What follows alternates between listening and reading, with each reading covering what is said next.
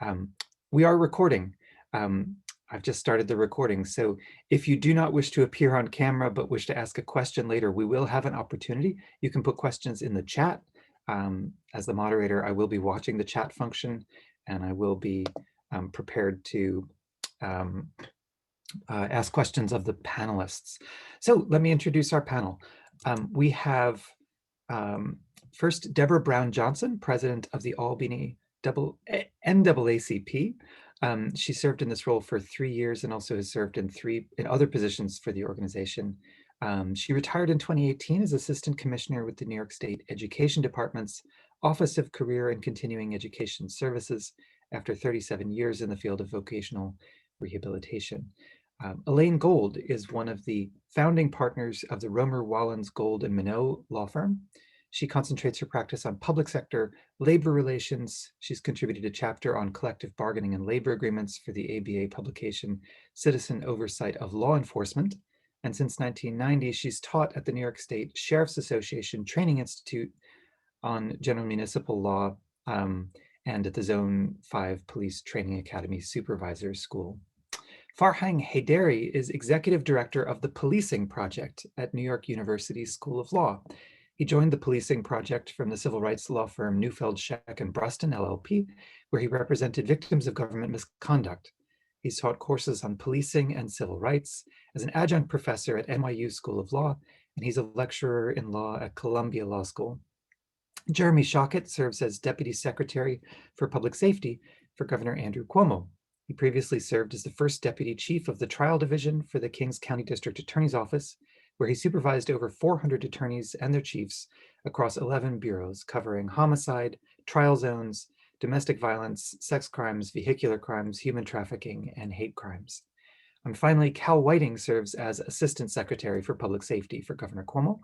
In this position, he provides executive oversight and management for the public safety agencies of the state and advises the administration on policies relating to criminal justice, law enforcement, and corrections, among others.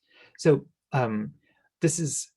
today's discussion is going to focus on police reform under Executive Order 203, which was issued by Governor Cuomo last summer and directs all municipalities to reimagine and reinvent policing with a deadline of April 1st. So this is very timely.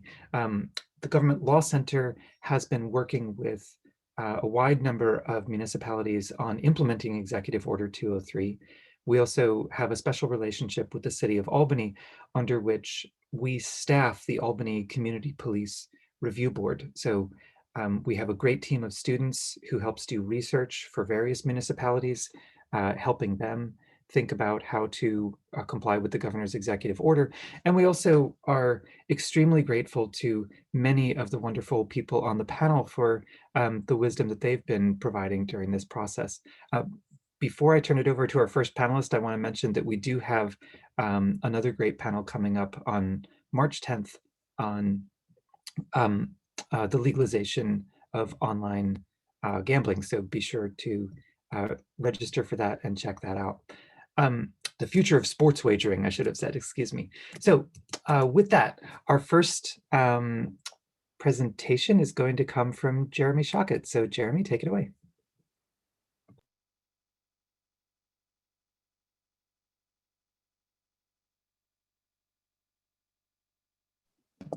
Give me one second. Nope, I'm good, right? Thank you for the thumbs up. So good morning, everybody. I want to first start off with thanking my fellow panelists. There's a really wide range of deep experience and knowledge when it comes to police reform, and both operationally and legally. I also want to say I'm very interested in the legalizing sports betting seminar, and if Ava lets me, I'll join, but that's a different story. So from the governor's perspective, I'm just going to give you a very short background. And the good news is I will not take up a lot of time here. The other panelists have a lot to offer, and I know you all have questions. So EO 203 basically it's part mandate and part locally driven. So the mandate part sounds onerous, but it might not be as onerous as you think. The mandate part is we want local communities to examine their own police departments and come up with locally driven, community-based, and expert-based solutions. Uh, that is a process. Hopefully it started back in July when this order first came out. You had enough lead time to make it happen, and a lot of communities have actually already completed the entire process. It's also meant to be not a one-time only process. Our view when the local communities examine their police departments, we want it to continue. One of the most important parts of the EO was to have stakeholders, not just police departments, but stakeholders, community members, local defense attorneys, people who have been involved in the system, religious organizations, social workers get involved in decisions that affect the community vis-a-vis the police department. That should continue after April 1st. And we already have seen some of the plans have been submitted where local communities have committed to continuing that involvement. So I just want to real quick go through what's required from a local jurisdiction. And I'm going to give you the good news, which is it's very easy to notify the governor's office when you have completed it. So first, a local government has to perform a comprehensive review of their police department, their strategies, data, if it's showing the certification page, which is the real easy part. The local government also has to develop a plan to improve the deployment strategies, data collection procedures, and practices. The local government must consult stakeholders like defense attorneys, religious organizations, social workers, the police department, prosecutors, etc.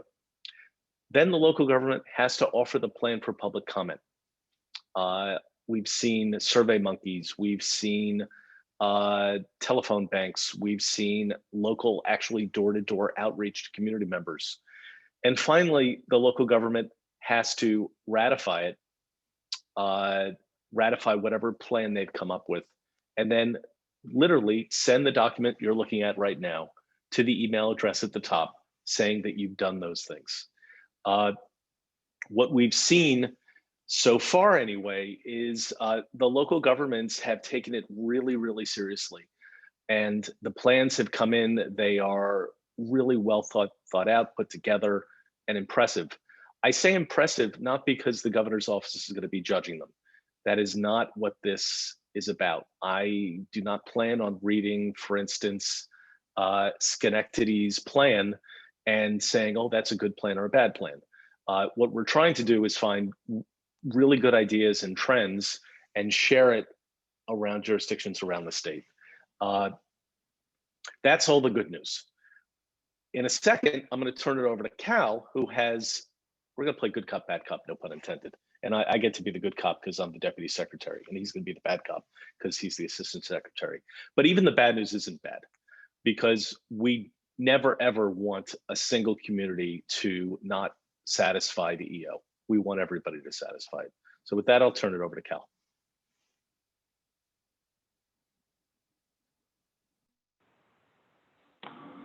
Can everyone hear me? Great.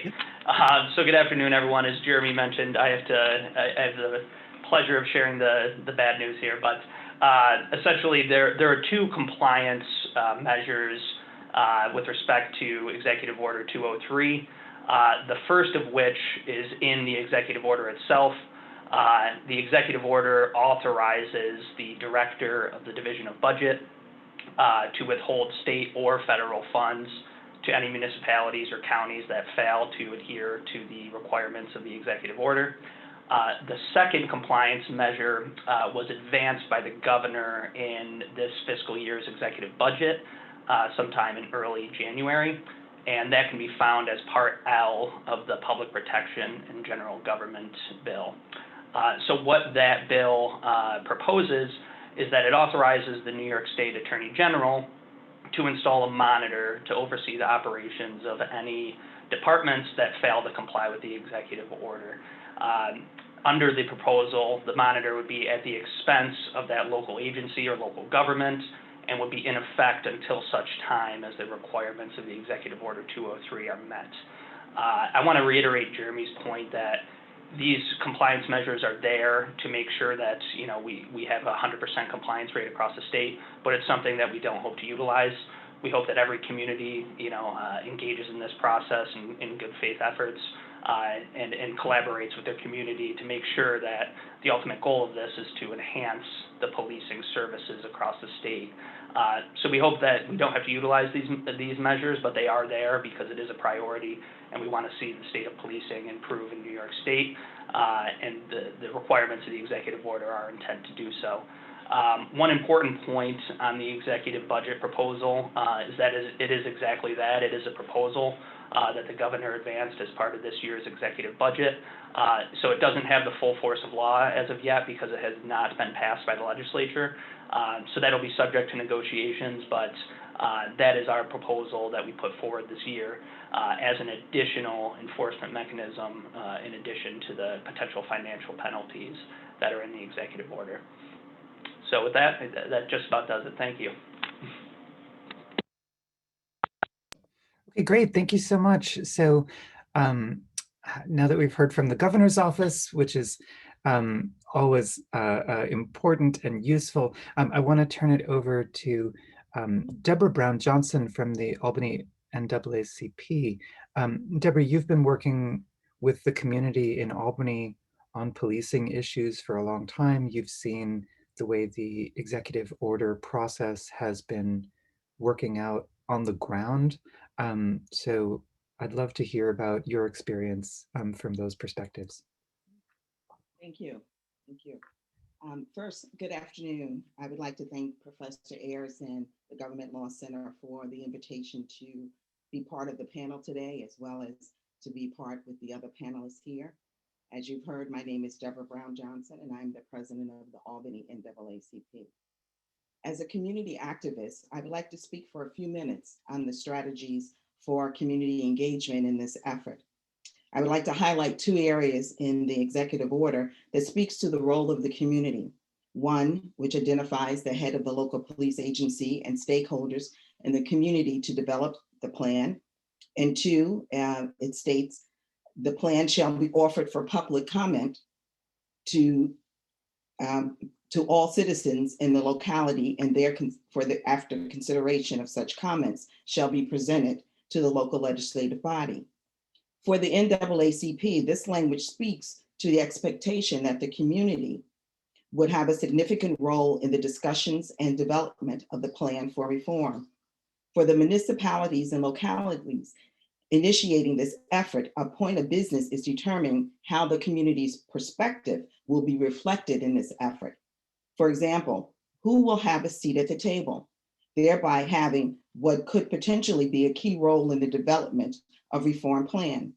Understanding that not everyone can have a seat, if for no other reason that the table would be too large and potentially the group activity unproductive. The challenge is how representative is the voice at the table, and finally, how will the total community's voice be captured for consideration in the redesign? Here in Albany, the NAACP expressed concern with the makeup of the collaborative, not with the individuals selected, but rather with the titles. Of the approximately 35 members, there appeared to be a predominance of those in law enforcement related and city staff positions. There was concern on our part whether there was enough community representation on the collaborative. Additional concern was that neither the NAACP, the Urban League, or the Center for Law and Justice were on the collaborative. Three major Albany community-based programs with strong history of community activism and concern with community and police interaction. The NAACP itself, having been established in 1936, had a long history, to say the least. When asked about this concern, the response stated that the executive order spoke to specific members who should be on the collaborative. Further, there will be opportunities to participate through a small group interactions. As I read the order, I noticed the phrase "must consult." That is followed by a list of possible agencies such as district attorney office, local public defender office, and local elected officials. My interpretation of must consult doesn't necessarily translate into holds a seat on the decision-making body. You see, as we work to effectively change a racially biased system and eliminate racial inequities, we must first begin with the lens from which we view the problem. In the case of Police Reform Collaborative, I wondered out loud if the collaborative was largely made up of community-based representatives, persons with a history of interactions with law enforcement, both positive and negative, advocates, parents, Black, brown, and poor people, young Black men, and have that body consult with enclaves of law enforcement, mental health professionals, and local elected officials. How could the approach to the collaborative recommendations be different? America is at a crossroads in how it addresses systemic racism and racial injustice as it moves toward a more equitable society. If we truly want the change we say, then we must let go of old practices. A different approach in designing the collaborative team could have spoken volumes to community members and sent a clear message of seriousness of the task before us, the importance of the community voice, and the willingness of the establishment to let go and do things differently. James Baldwin said, "Not everything that is faced can be changed, but nothing can be changed until it's faced." While Albany provided opportunities for community comment through Facebook, as well as portal for written comments, we must ask, did we speak to or hear from those affected in the community? If not, would it have been different if the most vulnerable were able to speak to those who have had similar experiences? For example, over the past 2 years, there have been several news reports as to the disparities in marijuana arrests of Blacks and Latinos versus whites. How does one examine this issue in the context of a changing society in relationship to such contraband? While young people, particularly men of color, continue to be subjected to a law and introduced to the legal system at a rate higher than their white counterpart, the police presented a rationale for the disparity, centering it around a quality of life issues. However, the underlying issue is, why would the police believe a rationale of any kind is acceptable? It is not okay to treat a group of people differently. Albany is now at the point of submitting the recommendations from the work of the collaborative. There is concern as to whether the community has been given reasonable and appropriate opportunity to review and comment, and if the recommendations would result in an effective change in policing, and if the community's voice is represented. Police reform and reimagination is critical to addressing social injustice in the Albany community, as it is across the country. This is a time for reawakening and reckoning. Therefore, we, meaning the collective we, have been given an opportunity to effect real change, which requires us to be honest, bold, and intentional as we approach the work ahead. Thank you. Thank you so much, Deborah. And I think it's really important for people to be thinking about the issues that you're raising in terms of how the collaborative process leads to inclusion and relationships between people in the community who've been working on these issues and people who aren't yet involved in this process but should be involved in this process. And I'm really grateful to you and to everybody from the community who's been participating in Albany, in whether on the collaborative or off. So I wanted to turn to one of the important perspectives, which is the municipal perspective. Elaine Gold, you've been working with cities and particularly working in the context of collective bargaining negotiations and agreements. Certainly one of the most common questions that I've heard as I work with different municipalities in this context is, what does the collective bargaining agreement leave us free to do? What can we or can't we do in terms of the collective bargaining agreement? And I think your experience is very valuable there. So over to you. Give me just 1 second. Let me unmute you, and then you should be. All right. Can you, do you now have the power to unmute yourself? I do. All I right. was trying before, I didn't know that you had the power to mute us all. I want to reemphasize, thank you very much for inviting me to be on this panel. It's a wonderful group of folks. I'm glad to meet everybody and work with you on this. I want to bring us back to just a point for a second. The governance folks said that the plan needs to be adopted by April 1st. The plan, not the reforms detailed in that plan, your hopes and dreams that are in that plan. That does not need to be put in place by April 1st. The plan of what we're going to do and how we're going to get there has to be what is submitted. With that being said, that leaves a lot for us to do on the municipal level. And how do we get those reforms in place? Public employers and their unionized workforce are covered by the New York State Taylor Law. That's part of the civil service law, starting at section 200. And that really oversees everything we do in the world of public sector labor relations. It talks about the rights and obligations of the parties. And it says that one of those obligations is to discuss and negotiate terms and conditions of employment. Now, don't go looking to the statute to define what that means, because the statute really doesn't do that. Per case law and court case law help us a little bit. Things like wages, things like leave time, promotional opportunities, those things would be considered terms and conditions of employment that might be subject to bargaining, depending on how the proposal is put forward.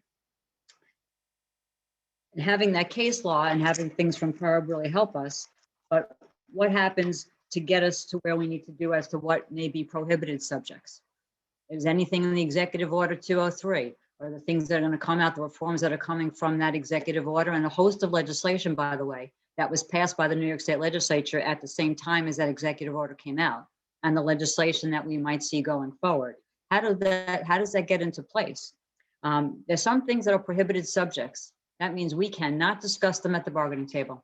Things like, and the statute actually says, retirement benefits can't be discussed. A couple of cases help us out, and changes in the state law with agency fee. That's when people who choose, employees who choose not to join a union, they previously, prior to the change in the state law, in case from the U.S. Court of Appeals, U.S. Supreme Court, told us that folks would contribute equivalent to union dues. Now that's prohibited in the law. Folks who do not want to join the union don't have to pay agency fees, and that's specifically prohibited. Is discipline specifically prohibited? Well, maybe. Court cases have come out recently, relatively recently, out of the city of Schenectady. Schenectady is a second-class city. Under the second-class cities law, if the jurisdiction puts in their charter and adopts as law, having a commissioner, a public safety commissioner, that commissioner under the second-class cities law is given all the powers of discipline, making discipline a prohibited subject in the city of Schenectady, despite the fact that the PBA contract and with the city of Schenectady for eons had provisions with respect to discipline in the contract, and the parties operated under those provisions. Court said, that's nice, goodbye. Second-class cities law, commissioner form of government, that's who could take care of discipline. New York City, County of Rockland, they have police acts. Court again said, you have local law in place, like a police act, that will preempt the field. Town of Wallkill, the New York State town law, and the New York State village law, both have provisions for the legislative body to oversee discipline. But the caveat is those bodies have to adopt rules and regulations for discipline, due process, hearing rights, rights for witnesses, etc. In the town of Wallkill, they passed a local law. It was challenged by the PBA, who again had a history in the collective agreement of language with respect to discipline. Court said, well, that's nice, but local laws adopted under the town law, that's cool. So now that's a prohibited subject in those areas. That doesn't mean it's prohibited everywhere. You have to look at your statutes. You have to look at what jurisdictions you are in, whether you're a town or a village, and what processes you've gone through to have discipline as part of the collective bargaining agreement. Now, as far as getting the reforms in place, most of the reforms, in fact, I would say probably all of the reforms are going to be proposed by the employer.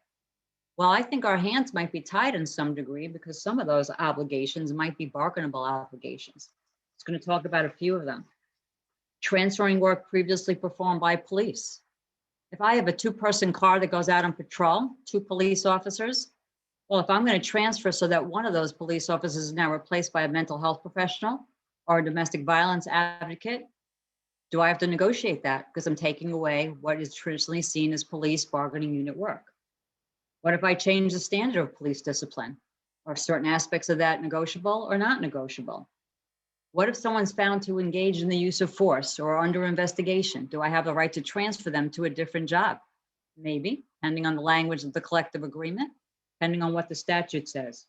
Civilian review boards, civilian complaint review boards. Many of you have those in place already. They don't have a whole lot of teeth though, unless the local legislative body passed local laws to give them those teeth, or the New York State legislature at some point gives it right to investigate. There are investigative procedures in many collective bargaining agreements, not just police, deputy sheriffs, law enforcement in general, as well as firefighters and other groups. Well, those are in place until they're either prohibited by law or they're negotiated in some matter that we change. If we're going to destroy disciplinary records or limit how long they stay in someone's file, can we do that? Right? The legislature last year, maybe the year, last year, repealed Section 58 of the Civil Rights Act, and at the same time amended the Public Offices Law with respect to FOIL. Gave some broad idea of what can and cannot be in a personnel file that's releasable. The courts have had the opportunity recently to interpret that. A case out of the city of Schenectady, local court, lower level court, said, really looked at the legislative history, and I think made the conclusion before they wrote the decision, but basically said anything like counseling memos, unsubstantiated claims, unsigned, unserved notices of discipline could be released under the changes in the law.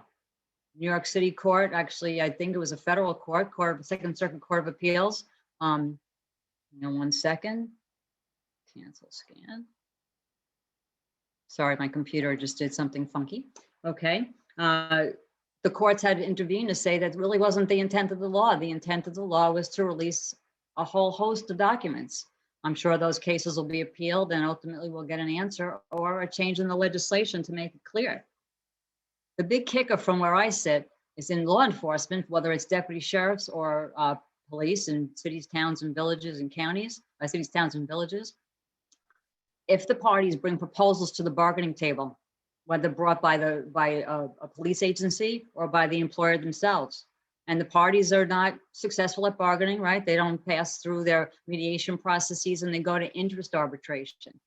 That's under the state law where a neutral comes in and essentially with a panel, but the neutral essentially imposes a contract upon the parties for a 2-year period under the law. Well, that says to me, then if those proposals are on the table, I'm going to have an arbitrator, an interest arbitrator telling the parties what's going to be part of the package and what's not going to be part of the package. Now, yeah, the parties could go back to PERB and say, we need to scope out of the jurisdiction of the panel these certain things because they are public policy from either the governor's office and or the state legislature, but look at the delay that that'll cause absent some legislation. Before I turn it over to my next colleague, there are 2 pieces of legislation I want us to keep your eyes on. Like I said, it's a new session, so we're pretty early on, but there probably had to be about 50 pieces of legislation already enacted, already proposed with respect to police reform. They're obviously still all in committee because until the budget passes, usually not much happens. But the first one I want to talk about amends the executive law. And it says that every police officer has the obligation, mandatory obligation to report misconduct by another officer. And if they don't, they're subject to disciplinary charges or criminal charges. Fascinating. The next proposal I think really hits home to me is an amendment to the civil service law that would say anything with respect to police discipline, including investigations, hearing procedures, and penalties, are now put fully in the hands of the employer and taken out of the scope of bargaining, making it specifically saying, making it a prohibited subject to bargaining. The proposal goes further and says, not only is it a prohibited subject to bargaining, but if in your contract right now you have a disciplinary procedure, it becomes null and void. And the last part of this legislation says that Section 75 of the Civil Service Law is no longer applicable to law enforcement personnel. I'm not sure what the replacement of that would be. I guess the municipality would just create some type of procedure, maybe in the format of Section 75. But that second bill, that bill is, so you could have the bill numbers, the bill about the changes to the civil service law with respect to discipline is Assembly Bill 1278, and the Senate companion is 4434. And the bill I talked about one moment ago with respect to reporting misconduct of your fellow officer, it's Assembly Bill 3809, Senate companion 2186. And with that, I thank you. Great, thanks so much, Elaine. And I think this is a great segue, because one of the traditional focuses of the Anderson Seminar Series has been to try to help folks who are involved with state law and policymaking. And as the municipalities come to the end of the process of implementing Executive Order 203, I think it's ideally a situation where people in the state legislature at the state policy level would be able to look to those experiences and think about what sorts of state legislative action are necessary. Certainly, I've heard a lot of municipalities and folks in municipalities expressing a desire for clarity on the issues you were just talking about from the state legislature in terms of what sorts of disciplinary issues are going to have to go through the collective bargaining process, and what sorts of disciplinary issues can freely be decided by municipalities as they think about what's best for them. We're going to turn it over next to Farhang Hedari from the NYU Law Policing Project.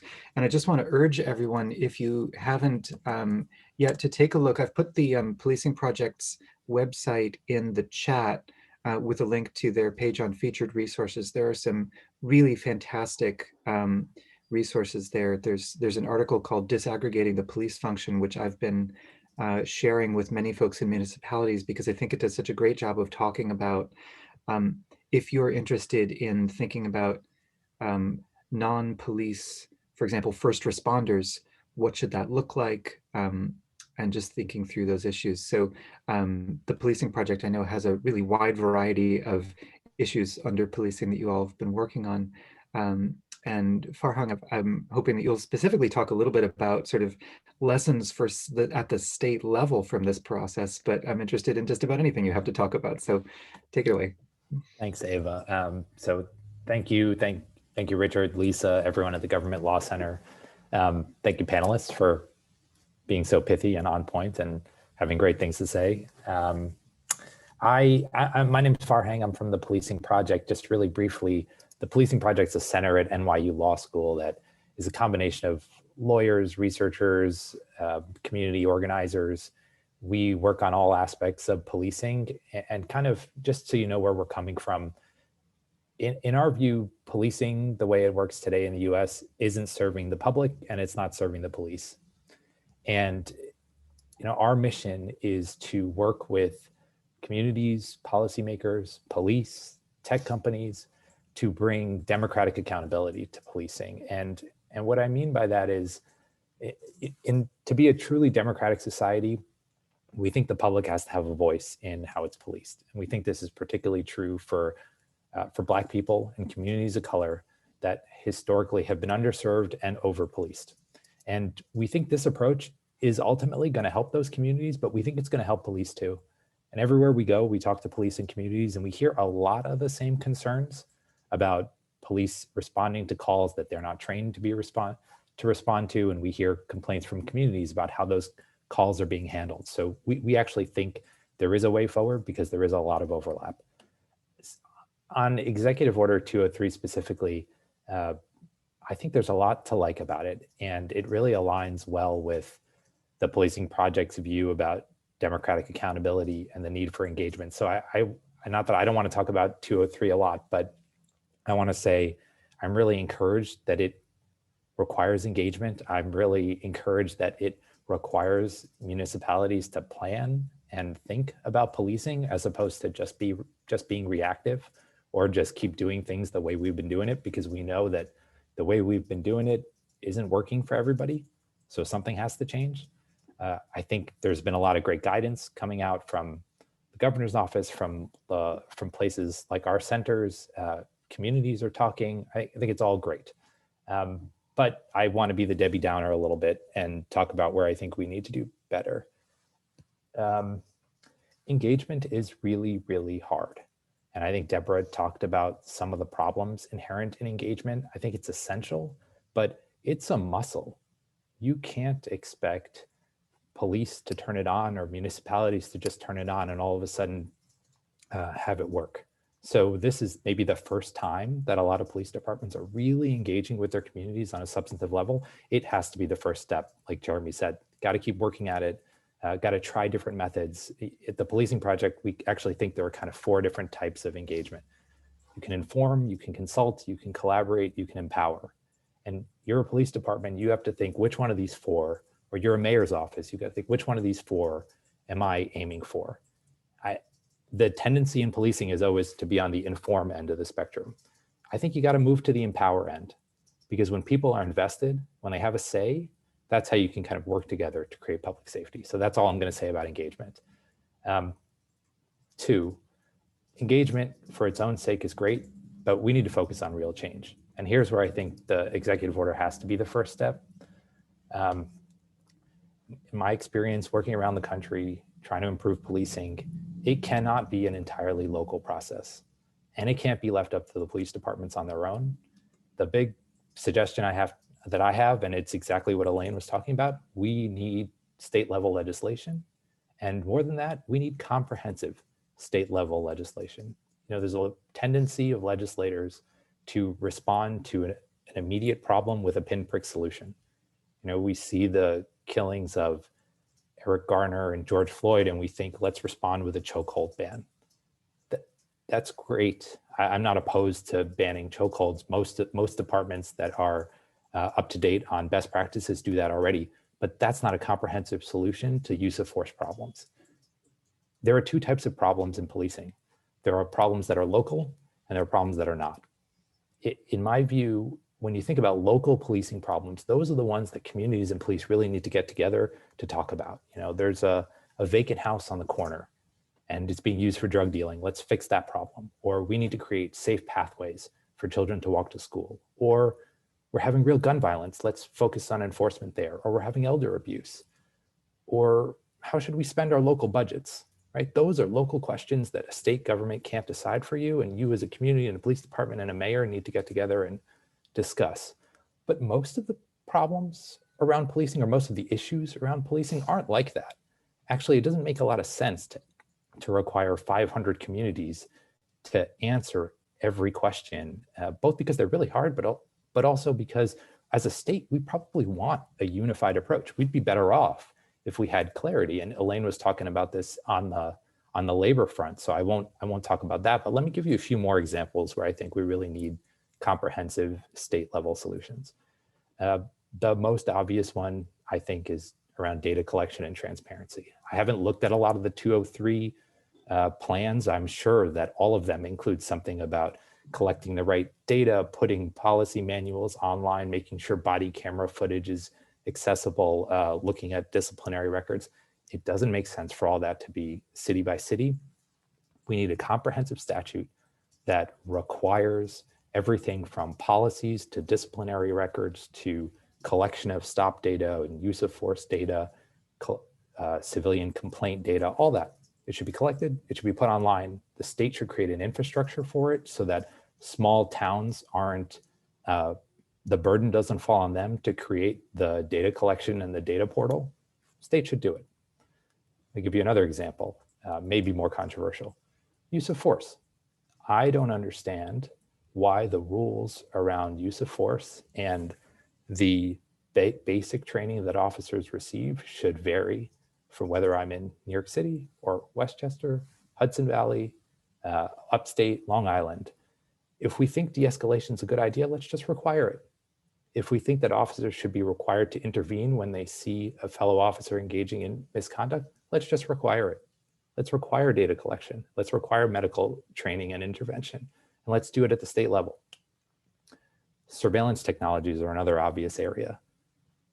It doesn't make sense for every city to try to decide when a facial recognition algorithm is unbiased enough, or how long license plate data should be retained, or when do you need a warrant to dump someone's phone. We could leave it to the courts but they're terrible. They're slow. They only respond to the case that's in front of them, and they don't always reflect what the people want. So I would take surveillance technology as another area. The use of informants, whether interrogations should be recorded. I mean, I could just keep going down the list, but I think, and I don't want to talk any more than that. We've got, at the Policing Project, what we're turning to now is trying to come up with model legislation for states, mostly for states, but also, I suppose, cities. We're writing these models with a wide cross-section of experts and community members and police, because I think you actually have to have police at the table for all this. Putting it on our site, it's free for anyone to use. Happy to be a resource to anyone who's thinking about these issues. Thank you. Great, thank you so much. And I do, you know, I'm as the moderator, I'll mostly keep myself quiet and encourage everyone to submit questions either through the chat, or you can electronically use the raise hand function in Zoom. If you're not sure how to do that, move your mouse around the panelists' faces and you'll see a bar pop up at the bottom of your screen. One of the words on that bar should be participants. And if you click on participants, a list of participants will click up at the bottom. You'll see raise hand as one of the functions there. So please do go ahead and raise hands. We've already gotten some great questions coming in the chat. And just to give you a minute while you're looking for the raise hand function, I just want to say, to emphasize what some of the panelists have said, that, you know, my experience working with various communities on implementing the executive order is very much along the lines of what Farhang was saying, that this needs to be the beginning of a process. I think a lot of communities have achieved a new level of community engagement around policing issues thanks to the executive order process. I hope that for those communities it continues. And I also think that for state policymakers, as we've learned, there are already some bills pending, conversations being had. I hope that this proves to be an opportunity for learning and innovative legislative action. So let's see, I see we have one hand raised. So I'm going to call on that person, Nairobi Vivas, who happens to be the chair of our Community Police Review Board here in Albany. And if you just give me just 1 second. All right, Nairobi, you should now have the power to unmute yourself and ask your question. Hello, hi Ava. Hi. Thank you to all the panelists. My question is very much in line with Farhang's comments about the need for comprehensive action at the state level. I participated in the Albany Police Collaborative as a representative of the Albany Community Police Review Board, and I had made comments to that point all along the way. So my question for Jeremy and Cal is, was this a first step from the governor to have localities look at the changes that they wanted to make? And is there a plan to work with the state legislature to make changes at the state level? I'm very interested in that, and as is the Albany Community Police Review Board. Thanks. Thank you, Nairobi. And before you all answer, I just want to, there are a couple of questions from the chat that are relevant to that. So let me read those out too, because it might be easier. I think it might be easier to take them all at once. So another question that came in the chat is there a plan by the state to require follow-up reporting at some point down the road about efforts to continue doing more planning or efforts to implement the plans that are being put in place? Another question is related to that. Will the which I think was a little bit addressed already, but will the governor's office be doing any substantive review of the plans? And maybe there's a similar question there about sort of using the plans to fold into further policy making. Am I unmuted, Ava? You're good, we hear you. So thanks for the questions. So number one, I think the governor has said at least more than once that his view is that the EO 203 and the process is not the end of the story. As I said when I spoke a little bit ago, that we are reviewing the plans, not necessarily for, again, are they good or bad, but we're looking for trends across the state that are maybe best practices that eventually will probably be folded into legislation. To Farhang's point, there are issues that definitely are statewide that probably should be addressed in comprehensive law. But I think this is a really, really great first step. And I just want to kind of jump on what Farhang said, is that those 4 steps of, one was inform and it ends with empower, and how difficult it is to start that process, and police departments can't just, and localities can't just jump into it. What we've seen so far is the police departments and the localities have, at least anecdotally, told us, wow, this is difficult, and wow, this is rewarding. Even the communities that aren't necessarily getting, quote, along, because we do have communities that the process is wildly smooth, and we have communities where the process is less smooth. Even the communities that aren't going as smooth as you'd hope, there's still a lot of good discussion. And that, to Farhang's point, is an iterative process. They are building the muscle memory to continue to do it. I hope that answers your questions. Yeah, and this is Cal. If I could just, can everyone hear me? Yep. If I could just add one point to Jeremy's, is number one, reiterate, yes, this is, you know, a big first step, and we're looking to utilize the themes that we see through the submission of these plans for potential future state action. I would also call attention to another proposal in the governor's executive budget. It's Part K in the Public Protection and General Government Bill. That is in furtherance of the executive order and takes additional statewide action with respect to policing. It increases the hiring standards that would be required for police officers, for prospective police officers before they're hired by an agency. It institutes additional hiring standards, and it also provides the Division of Criminal Justice Services, with additional authority to decertify officers who are removed for cause. So we are taking additional action, or proposing additional action in this executive budget as well. And I don't need to get into the specifics of the proposal, but it's Part K of the Public Protection Bill in the budget. So that's the next step that we are proposing, of which, you know, we'll see what the plans reveal in terms of themes, and see if there's other opportunities in the future. Okay, great.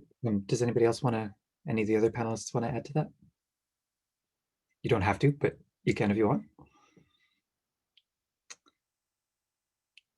Yes, go ahead. I just say, you know, most states don't do this. So we're talking about New York, but there's nobody in the country that has comprehensive use of force legislation. There's nobody in the country that has comprehensive transparency legislation. I see no reason why New York can't be the first. All right. So before we, does anybody else want to? Okay, before we go on, I have to give you a CLE code for your form. So here's the code. Please enter the word reimagine on your form to receive full credit. That's reimagine. It will not be case sensitive. You don't have to worry about that, but there's a place on your CLE form where it asks you for the code word. And again, the code is reimagine. Okay, our next question comes from Shannon Wong. Shannon, go ahead. Hi there. I also put it in the chat. So I work in the Hudson Valley, and I have lots of communities some communities that are going smoothly and some that aren't going smoothly. And the ones that aren't going smoothly, they may be following the letter of the law, but perhaps not the intent of the law. And a lot of that, I think, was reflected in the comments by the woman from the NAACP.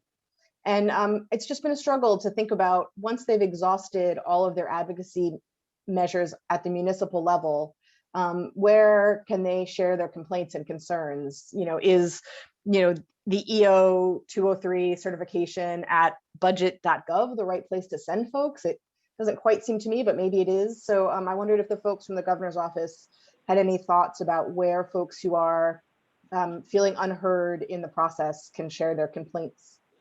Great, and if I could just add, there's another comment that came in the chat that relates to that. The person wrote, can the governor's office representatives comment on the alternative plan that's been created on Long Island by those unhappy with the municipal plan submitted there? What happens if the community registers complaint about the plan sent to the governor? And I don't know if you all be willing to comment on specific situations, maybe not, but I do think that it's a situation that I've seen as well, where there are areas where members of the community feel excluded from the municipality's 203 process, and in some cases are putting up their own plan or putting up an alternative plan, or wondering who to talk to and what to do about that. So yeah, any thoughts on that? So this is Jeremy again. Please do not email EO 203 budget. I don't work for the Department of Budget, or the Division of Budget, but if I did, and if I gave out that email, they would not be happy with me. I don't think that's the appropriate place. So I'm not going to give you a satisfactory answer. There are 500 communities involved in this. If we cannot take the complaints from 500 communities. That being said, our regional representatives have tried to work through specific issues with localities without commenting on substance. I have been involved in the Nassau County disagreements between the community members and the municipal collaborative. I understand that people aren't going to agree. I 100% get that, and people aren't going to feel included. I wish everyone at the end of the day felt 100% included, but I know that's not going to be the case. Part of it is a process. I don't know if people want to hear that, but part of it is procedural justice. And to be part of the process at the end of the day, if you are able to put up your platform and move the needle, even if the needle doesn't get moved all the way to the spot you want it to, that is important. And especially if you put it out there, if Nassau County, if that competing plan, which I know has been publicized, gets some traction, that's going to be a benefit to the community, even if that plan isn't eventually adopted. I've had this conversation with a number of small, medium, and large municipalities. They don't always like that at the end of the conversation with me, but I don't think it's for the governor's office to wade into localities and kind of choose, quote, sides, because frankly, I don't think there are sides. We want the process to be fulfilled, and what comes of that is going to be a good result, even if it's not what everybody wants 100%. I know that doesn't answer your question all the way, but I tried. Does anybody else want to comment on that?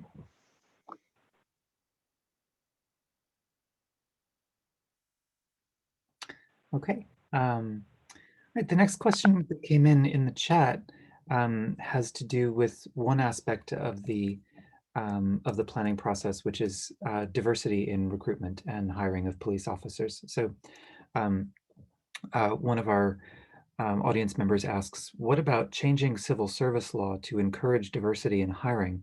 Our police department keeps saying their hands are bound by the results of civil service tests. And so I'd welcome any thoughts that panelists have either on diversity in hiring generally, or specifically on the issue of whether the civil service law constrains that. So this is Jeremy, and I can't remember the jurisdiction that did it, and I think it's more than one actually.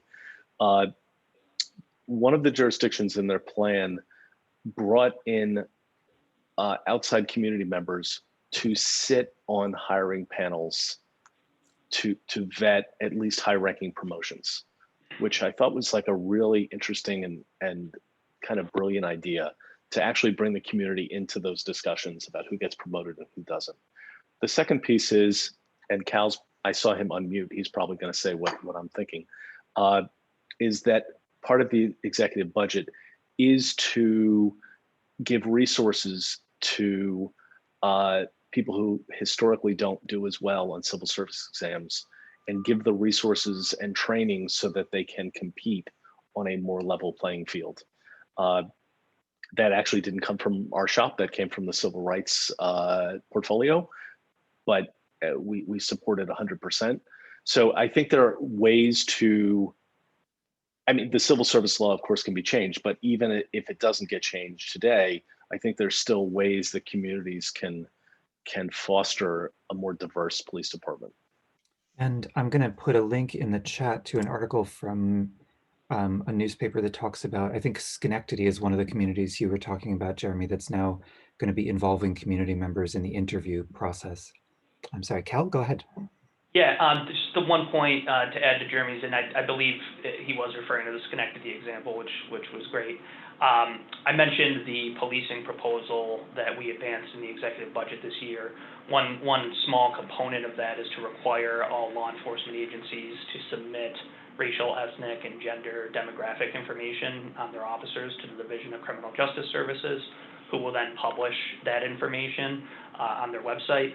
So we view that as an important first step to, number one, shed transparency on the issue so that communities are aware of what that demographic breakdown of their officers look like.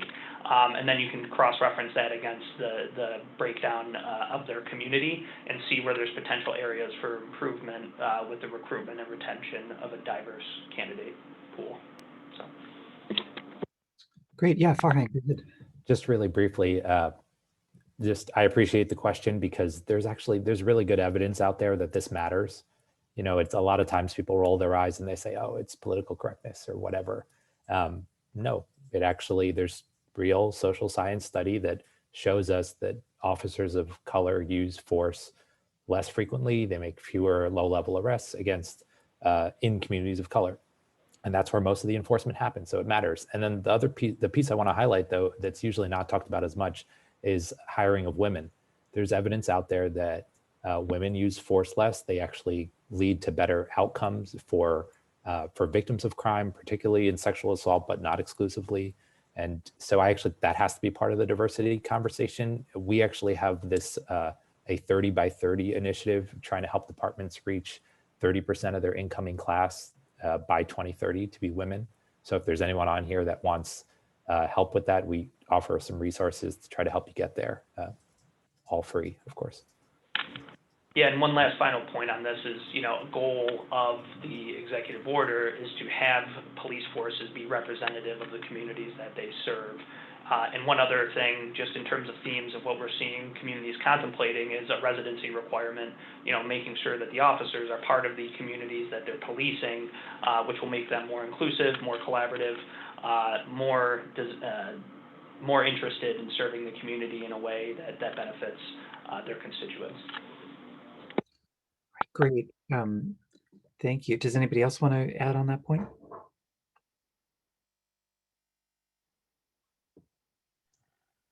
Okay. Yes, thank you. I just wanted to make the point with the question around civil service exam. For someone who has spent my entire professional career in state government, I've experienced the civil service exam, but I've also come to learn that there are different rules and guidelines and regulations that can be used. I've also come to learn that there are within, depending on where you are, that there's information that's shared, that individuals use, that they learn from, that they train in. I also have come to learn that exposure and experience and orientation to different things allow people to better prepare for the exam while we're still looking at that exam, because there is question whether or not the exams are fair or really speak to the skills that are needed to do the job, and if it serves to keep people out rather than keep people in. But while that's happening, there are other things that we need to do that we can do. And I think that it's important for community folks not to receive that response that it's civil service and I can't do anything as an answer, and that it's okay, because I don't think it is. And I think what Jeremy and Cal have shared, that there are some other things that can be looked at, and we need to continue to push forward and dig through for those things.